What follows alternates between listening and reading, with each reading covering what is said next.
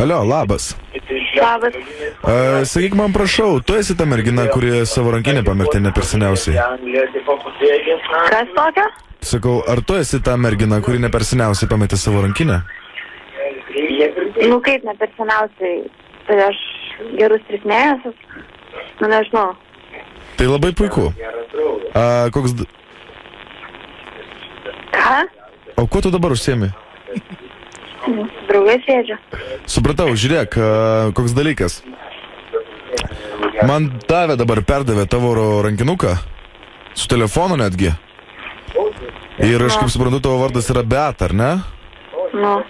Tu man sakyk, ar tu nori atgauti šitą rankinuką su telefonu? Tai jeigu iš telefono ištrynė visus numerius ir viską, kas tenas yra, tai man jau nebereikia, ačiū. Ne, žinok, čia viskas yra. Tai man sakė, kad ištrynė. Tas girtuoklis daug kas sako. Čia iš mūsų hebros, žinok, tusai pankas, iš tikrųjų kvailokas, biški bachūras yra ir jau seniausiai mes jiems sakėm, bet vat girtokliavom vakar pas jį namuose ir tiesiog pas jį kambarį guli, kaip už fetišo daiktas. Tiesiog aš pasiėmiau ir išsinešiau ir galvojau, šiandien vakare paskambinsiu, nes, nu, kažkaip tokių dalykų negali būti, aš žinau, kaip tu prastai jauties ir aš manau, tau reikėtų visai pagelbėti. Aš manau, tu nieko prieš, ar ne, kad aš taip darau? Nu, kaip ir jo. Kaip ir jo. Tai va, tai nežinau, tai galim, pavyzdžiui, rytoj laisvai susitikti kažkur tai prie džiazo tenai ir aš tau galėsiu perduot. Kur susitikti? Laisvai prie džiazo. Laisvai čia Kaune? Aha. Aš iš Vilniaus. Įdomi čia dabar. O tai keistokai, nes aš tai iš Kauno ir tavo rankinukas buvo Kaune visą laiką. Tai žinau, nes man sakė, jį tenais Kaune išmetė. Ai, vat kaip čia yra viskas. Ne, viskas yra tvarkoj. Aš supratau, tai tu į Kauną neatvažiuoji, ar ne, aš kaip suprantu? Ką? Tu į Kauną neatvažiuoji? Ne, aš tai vieną kartą nuvažiavau. Ir tau nepatiko? Ir nesėkmingai. Nu, būna. Aš į Vilnių planuoju su Hebra važiuoti pasilinksminti į Pačą savaitgalį. Galiu prigriebti ir galvoju, klausyk, mes kažkaip nelabai turim kur nakvoti, tai už tą vat paslaugą, kurią aš tau parvešiu rankinuką, gal tu suorganizuotum mum nakvynę? Nu, pas mane tai nėra kur nakvoti. O tavo draugai gal gali kas nors priimti? Nes mes planuojam ten ir likti Vilniui. Nu kaip, nežinau. Nežinai. O jeigu aš išsinuomosiu viešbutį, ar tu liksi su manim nakvoti? Nu, čia šiaip keistas pasiūlymas, nes, nu, aš nežinau, ką tu apie mane galvoju. Na, aš nieko blogo apie tave negalvoju, tu aš tikiuosi tu apie mane irgi. Nu, aš tavęs nepažįstu. Nu, matai, aš tavęs irgi. Bet galima visai paprastai susipažinti. Ar bet ne? Tai, tas, palauk, kaip jisai palauk?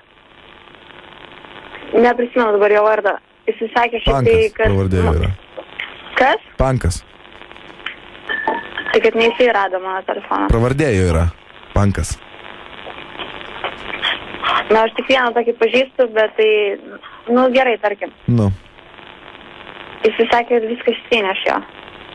Nu, aš tau galiu nuo A, pavyzdžiui, pavardinti kažką, tai jeigu tau įdomu.